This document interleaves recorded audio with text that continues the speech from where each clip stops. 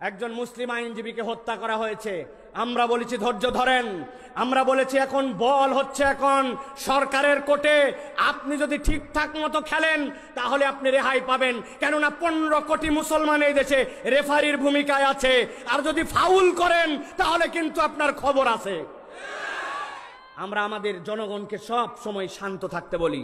সবচেয়ে বেশি ধৈর্য ধরেছে মুসলমানেরা, কিন্তু কতগুলো উগ্রবাদীরা আজকে মুসলমানদের টেস্ট নিচ্ছে। আমরা বলবো আপনারা এই আইনজীবীর বিচার করেন, যারা বিভিন্ন ধর্মীয় গোষ্ঠীর ব্যানারে এই দেশে উস্কানি ছড়াই দিচ্ছে তাদেরকে আপনারা বিচার করেন। কতগুলো উগ্রবাদী যারা এই বাংলাদেশকে অস্থিতিশীল করতে চায়, মুসলমানদেরকে নানানভাবে হেয় প্রতিপন্ন করে নানানভাবে মুসলমানদের ধৈর্যের পরীক্ষা নিতে চায়, ওরা মূলত এই দেশের বন্ধু নয়, বরং ভিন্ন দেশের এজেন্ডা বাস্তবায়ন করে এ দেশ এবং মুসলমানদের মাঝে একটা দাঙ্গা লাগাতে চায়। আমরা তাদেরকে হুঁশিয়ার করে বলে দিতে চাই, আমরা বরাবর এই তৃতীয় স্বাধীনতার পর থেকে অনেকে এইটাকে বলেন দ্বিতীয় স্বাধীনতা না। আপনি দ্বিতীয় স্বাধীনতা যদি বলেন তাহলে 1947-এ যে দেশ ভাগ হয়েছিল ওই ভাগের ভিত্তিতে যে আমাদের মানচিত্র, এখনো আমরা ওই মানচিত্র নিয়ে আসি, ওইটাই ছিল আমাদের প্রকৃত এবং প্রথম স্বাধীনতা। এরপরে দ্বিতীয় 71-এর স্বাধীনতা, তৃতীয় 24-এর স্বাধীনতা। সুতরাং যারা ওই 1947-এর স্বাধীনতাকে অস্বীকার করতে চায় তারাই মূলত আমাদের মধ্যে বিভক্তি ঘটাতে চায়। আজকে জমির মালিকানা আপনাদের আমাদের নামে আছে।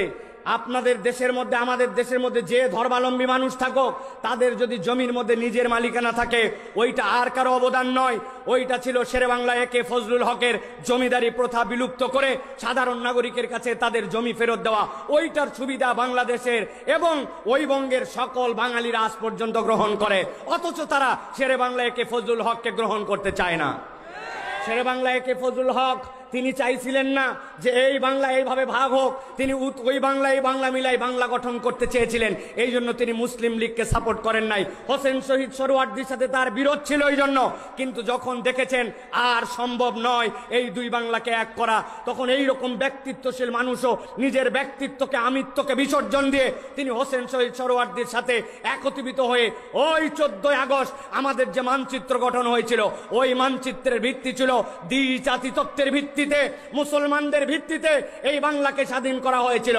সুতরাং আপনি ওইটাকে অস্বীকার করে খালি 71-এর গান গান, ওইটাকে অস্বীকার করে খালি 24-এর গান গান, এটা যারা করে তারা নব্য বুর্জোয়া নব্য জমিদার তত্ত্ব এদেশে প্রতিষ্ঠা করতে চায়। তারা মুসলমানদের ইতিহাসকে আমাদের কাছ থেকে মুছে দেওয়ার ষড়যন্ত্র করতে চায়, ঠিক কিনা? একজন মুসলিম আইনজীবীকে হত্যা করা হয়েছে। আমরা বলেছি ধৈর্য ধরেন, আমরা বলেছি এখন বল হচ্ছে এখন সরকারের কোর্টে, আপনি যদি ঠিকঠাক মতো খেলেন তাহলে আপনি রেহাই পাবেন, কেননা 15 কোটি মুসলমান এই দেশে রেফারির ভূমিকায় আছে, আর যদি ফাউল করেন তাহলে কিন্তু আপনার খবর আছে। আমরা আমাদের জনগণকে সব সময় শান্ত থাকতে বলি। সবচেয়ে বেশি ধৈর্য ধরেছে মুসলমানেরা, কিন্তু কতগুলো উগ্রবাদীরা আজকে মুসলমানদের টেস্ট নিচ্ছে। আমরা বলবো আপনারা এই আইনজীবীর বিচার করেন, যারা বিভিন্ন ধর্মীয় গোষ্ঠীর ব্যানারে এই দেশে উস্কানি ছড়াই দিচ্ছে তাদেরকে আপনারা বিচার করেন। আর এক ধরনের সাংস্কৃতিক এলিট এই দেশে জন্মগ্রহণ করেছে, তারা সাংস্কৃতিক, তারা যেন ইজারাদারি নিছে এখানে, তারা মুসলমানদের টুপিওয়ালা দাড়িওয়ালা তাদের কোনো ঘটনা দেখলেই বড় করে দেখায়, আর অন্যদের ঘটনা তাদের চোখে পড়ে না। এরা মূলত মুনাফিক চরিত্রের অধিকারী। আব্দুল্লাহ ইবনে উবাই যেরকম ছিল, এরা এখন আব্দুল্লাহ ইবনে উবাইয়ের ভূমিকায় এই দেশের মধ্যে অধিষ্ঠিত হয়েছে, ঠিক কি না? আমরা দ্ব্যর্থহীন কণ্ঠে এই জন্য বলতে চাই, প্রতিটা মুসলমান সজাগ হয়ে থাকতে হবে। আমরা হিন্দুদের মন্দির পাহারা দিয়েছি, কারণ কি? মূর্তিকে রক্ষা করার জন্য না, ওইটা আমাদের ইমানের অংশ নয়, কিন্তু এই দেশে যেন নৈরাজ্য তৈরি না হয় এই জন্য হুজুররা তাদেরকে পাহারা দিয়েছে। আমরা সম্প্রীতি রক্ষা করার জন্য যুগের পর যুগ চেষ্টা করেছি। আর নসিহত করা হয় যে মুসলমানরা তোমরা ধর্মীয় সম্প্রীতি বজায় রাখো, নসিহত আমাদের জন্য আর নসিহত কারো জন্য নয়। আমাদের থেকে বেশি ধৈর্যের পরীক্ষা কেউ দেয় নাই। সুতরাং বলবো অচিরে এটার বিচার করতে হবে এবং এমন দৃষ্টান্তমূলক বিচার করতে হবে যেটা এদেশের মানুষ দেখে যেন শিক্ষা পায় যে এই দেশ 1000 বছর ধরে ধর্মীয় সম্প্রীতি নিয়ে চলতেছে। কারা এই দেশকে উস্কায় দিতে চায়, কারা এই দেশকে অস্থির করতে চায়, তাদের পরিচয় জাতি জানতে চায়, ঠিক না? আমরা আপনাদের কাছে উদাত্ত আহ্বান জানাচ্ছি, আপনারা সব সময় সজাগ থাকবেন, কোনো ফাঁদে পা দিবেন না।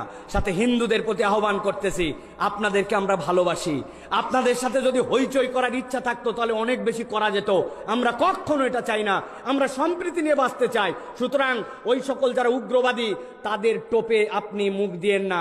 ওই টোপে যদি মুখ দেন তারা সহ আপনারা ডুবে যাবেন, এই মাছ শিকার করতে পারবেন না। আপনারাও আমাদের সাথে থাকেন, সকল প্রকার উগ্রতাকে না বলেন। আমরা সরকারের কাছে বলবো অতি দ্রুত এটার বিচার করেন। আমরা বিচার দেখার জন্য অপেক্ষা করছি। ধৈর্যেরও একটা সীমা আছে, মেহেরবানি করে আমাদের সর্বোচ্চ ধৈর্যের টেস্ট নিবেন না।